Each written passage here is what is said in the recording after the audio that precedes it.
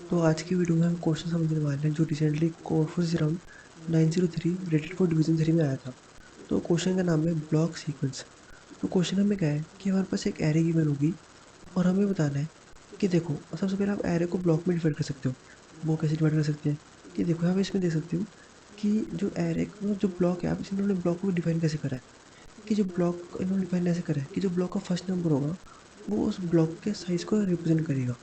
For example इसमें देख सकते हो कि आपकी होल एक एरे है। इसमें आप देख सकते हो कि आपका अगर ब्लॉक का फर्स्ट एलिमेंट आपका 3 है तो इसका जो एरे का साइज है वो 3 होने वाला है। मतलब आप देख सकते हो इसके आगे 3 एलिमेंट्स पड़े हैं। ठीक है, मतलब आपका ये एक ब्लॉक है। इसी में आप देख सकते हो यहाँ पे 2 पड़ा है। तो मतलब क्या है, इस 2 के बाद इस ब्लॉक का टोटल साइज 3 होएगा क्योंकि एक तो यही 2 हो गया, साथ में क्या होगा आगे 2 एलिमेंट्स और पड़ेंगे इसके बाद। ठीक है, ये मतलब एक वैलिड ब्यूटीफुल एरे है। इन्होंने ब्यूटीफुल एरे को इस तरह डिफाइन करा है कि उसके अंदर कुछ मल्टीपल ब्लॉक्स पड़े होंगे। और एक ब्लॉक का मतलब क्या है, एक ब्लॉक का मतलब ये है कि उस ब्लॉक का जो फर्स्ट एलिमेंट है वो उसका साइज बताएगा। क्योंकि देखो यहाँ पे जो 3 है, 3 का मतलब ये है कि उसके आगे 3 एलिमेंट्स और पड़े हैं जो उसी ब्लॉक के अंदर आते हैं। ठीक है, सिमिलरली यहाँ पे देखते हो एक और एग्जाम्पल की मैंने इस इस एग्जाम्पल में उन्होंने बोल रहा है कि देखो मेरा ब्लॉक का जो साइज है वो फर्स्ट ब्लॉक का साइज मेरा 1 है। 1 है तो मतलब उसके आगे उसके आगे जो मेरा एक एलिमेंट पड़ा होगा वो इसी ब्लॉक के अंदर आता है। मतलब क्या देखोगे, जो इस ब्लॉक के खत्म होने के बाद जो मेरा नेक्स्ट एलिमेंट पड़ा होगा वो मेरे अगले ब्लॉक का साइज जाएगा। यहाँ पे आप देख सकते हो कि 8 खत्म होने के बाद मेरा 4 पड़ा है। तो जो मेरा 4 है, 4 का मतलब ये है कि 4 के आगे 4 एलिमेंट्स और पड़े हैं जो मेरे उस 4 वाले ब्लॉक के अंदर आ रहे हैं। ठीक है, तो अगर मैं अपनी एरे को इस तरह कुछ ब्लॉक्स में डिवाइड कर सकता हूँ तो मतलब मेरी एरे जो है वो मेरी ब्यूटीफुल एरे है, वरना वो ब्यूटीफुल नहीं है। तो आपको क्वेश्चन है क्या है, कहा है कि आप कुछ नंबर ऑफ एलिमेंट्स रिमूव कर सकते हो अपने एरे में such that at the end आपकी जो एरे है वो ब्यूटीफुल बन जाए।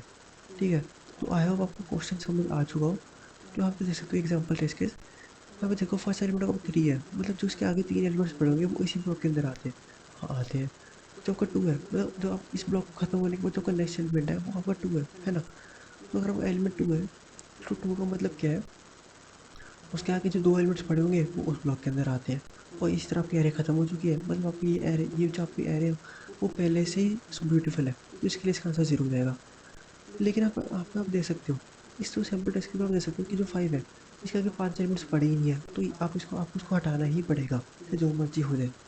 अब नेक्स्ट आपको 6 आया तो इसके आगे 6 एलिमेंट्स भी नहीं पड़े, मतलब आपको इसको भी हटाना पड़ेगा। सिमिलरली 3 है तो 3 के आगे भी 3 एलिमेंट्स पड़े ही नहीं है, तो आपको इसको भी हटाना पड़ेगा। और सिमिलरली आपको 2 को भी हटाना ही पड़ेगा।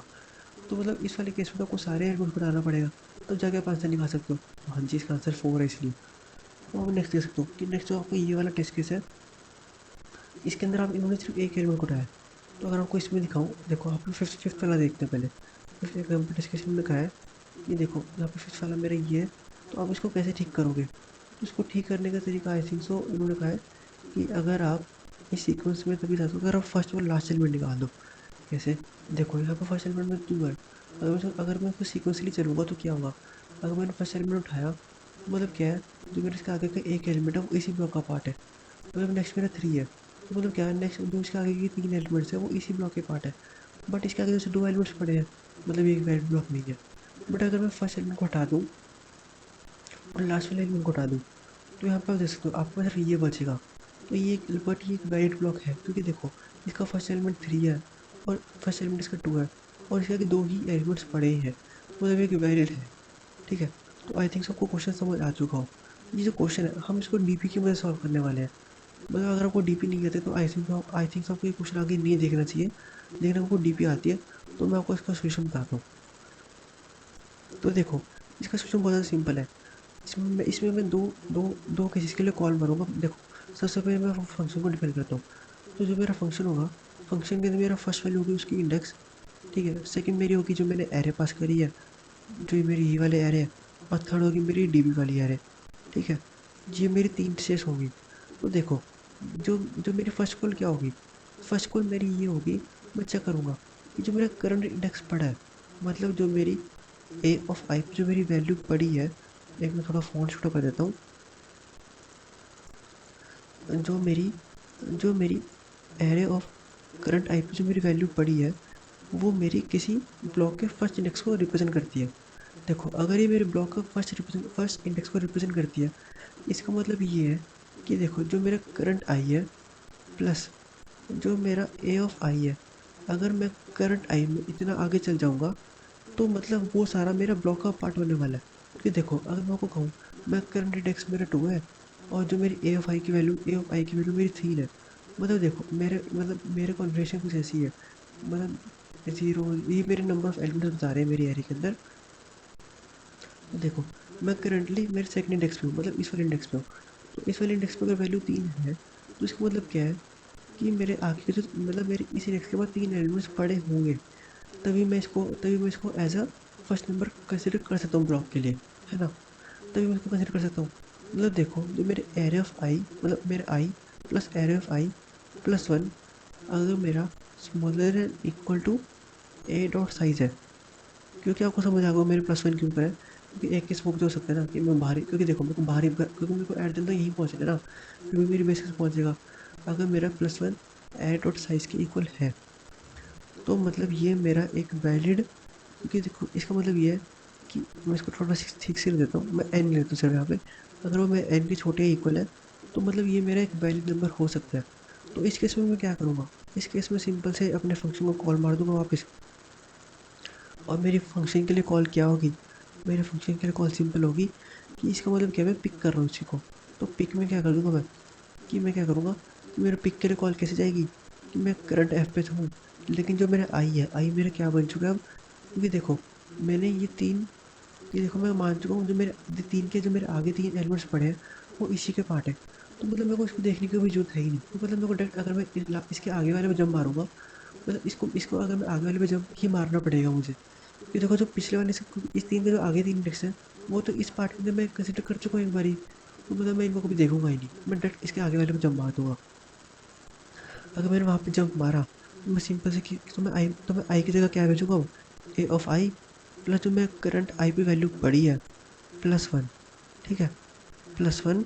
और साथ में मैं क्या कर दूंगा, जो मेरे रेसिडुअल्स है मतलब एरे, और जो मेरी साथ में डीपी एरे है, जो मेरे साथ में डीपी एरे पड़ी है, ठीक है। एक तो मेरी पिक के लिए कॉल तो ये होगी, बट एक कॉल मिल जाएगी नॉट पिक के लिए। नॉट पिक वाली पिक कौन सी होगी, नॉट पिक वाली बहुत ज़्यादा सिंपल है, क्योंकि देखो उसमें को क्या ऐसा करना है, उसमें सिर्फ ये कंसिडर कर रहा हूँ ना कि अब जो करंट वैल्यू है, जो मेरी करंट वैल्यू है वो कभी स्टार्टिंग वैल्यू बनी ही नहीं सकती। अगर वो कभी स्टार्टिंग वैल्यू बन ही नहीं सकती तो मतलब मैं क्या कर रहा हूँ, उसको रिमूव कर रहा हूँ अपने एरे से सीधे सीधे, मतलब इसके ही है। तो देखो अगर मैं उस वैल्यू को कभी कंसिडर कर ही नहीं रहा, तो नॉट पिक एन पी का मतलब नॉट पिक है, तो उसका मतलब क्या है, मैं करंट वैल्यू को रिमूव कर रहा हूँ। उसका रिमूव करने का खर्चा कितना आता है, वन। तो वन प्लस ए ऑफ, इसमें मैं क्या कर दूंगा आई प्लस वन, क्योंकि देखो मैं आई वाले को तो ले ही नहीं रहा ना, मतलब मैं नेक्स्ट वाले को कंसिडर करूंगा या नहीं करूंगा वो नेक्स्ट वाले पे डिपेंड करता है। लेकिन अभी अभी मैं क्या करा, अभी वाले को मैंने रिमूव कर दिया और उसके लिए इसमें कॉस्ट भी ऐड कर दी, प्लस जो मेरे एरे है वो बाद में ऐड कर दूंगा ये सब। और जो भी मेरा पिक और नॉट पिक का जो भी मेरा मिनिमम है उसको मैं एट द रेंट उसको मैं एट द रेट रिटर्न कर दूंगा। ये देखो क्योंकि उसके अंदर जो भी मेरा एट द रेंट होगा उसको रिटर्न कर दूंगा। मैं आपको दिखाता हूँ इसकी, अगर जो भी मेरा minimum of pick comma not pick होगा उसको मैं रिटर्न कर दूंगा अपने एरे में से। और बेस केस तो इसका सिंपल है, ये आपको उसको पता चलेगा। अगर मेरा जो आई है वो मेरे एरे की इंडेक्स के इक्वल बन जाता है तो मैं सिंपल रिटर्न जीरो कर दूंगा, बस। ये इस प्रॉब्लम का सोल्यूशन। मैं आपको कोड दिखाऊँ तो कोड इसका बहुत ज़्यादा सिंपल है। मैं सबसे पहले क्या कर रहा हूँ, मैं अपनी एरे डिक्लेयर कर रहा हूँ, इसको भी कर रहा हूँ अपनी डीपी एरे डिक्लेयर कर रहा हूँ। उनको उसको उसको सबको मैं -1 से इनिशियलाइज कर रहा हूँ। उसमें मैं कह रहा हूँ, मैं चेक कर रहा हूँ कि देखो जो मेरा पिक है, पिक को मैं इनिशियली 10 टू मैं बड़ी वैल्यू से असाइन कर रहा हूँ। क्योंकि देखो हर बार ज़रूरी नहीं है ना कि मैं करंट वैल्यू को अगर ए ऑफ आई से आगे शिफ्ट करूँ तो वो मेरा कि देखो मैं बताता हूँ मैं क्या कर रहा हूँ यहाँ पे। अगर देखो यहाँ पे अगर इस पॉइंट पे अगर मेरे पास 3 एलिमेंट्स पड़े ही नहीं होते तो मैं इसको कंसिडर इसको मैं नहीं कर सकता था, है ना? क्योंकि देखो अगर इसके आगे क्योंकि देखो अगर इसके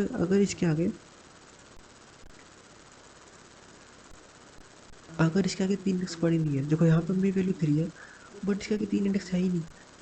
इस जो मेरी एरे है इसकी वजह से 2 इंडेक्स पड़े हैं एक्स्ट्रा, तो मतलब ये कोई मैं कंसिडर करूँगा ही नहीं इस पार्ट को। वो सिंपल सी पार्ट है, इसलिए मैं कंडीशन चेक कर लूँगा कि मेरा I plus A of I plus, इसका मतलब सिर्फ यही है कि मेरा I plus A of I plus one अगर मेरे ए के साइज से छोटा है तो मैं क्या करूँगा, मैं पिक के लिए कॉल मार दूँगा और उसके अंदर क्या आ जाएगा मेरा I plus A of I plus one.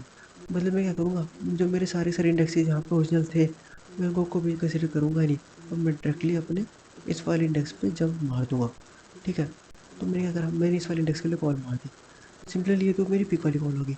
मैं नॉट पिक वाली कॉल कौन सी है, नॉट पिक वाली कॉल मेरी वो वाली होगी। मतलब मैं थ्री थ्री मेरे पास आ गया और मेरे पास आगे तीन वैल्यूज पड़ी हुई है, बट फिर भी मेरे पास कोई एक ऑप्टिमल आंसर हो सकता है ना। तो ऑप्टिमल आंसर के लिए मैं क्या करूँगा, मैं इसको पिक करूँगा ही नहीं कभी।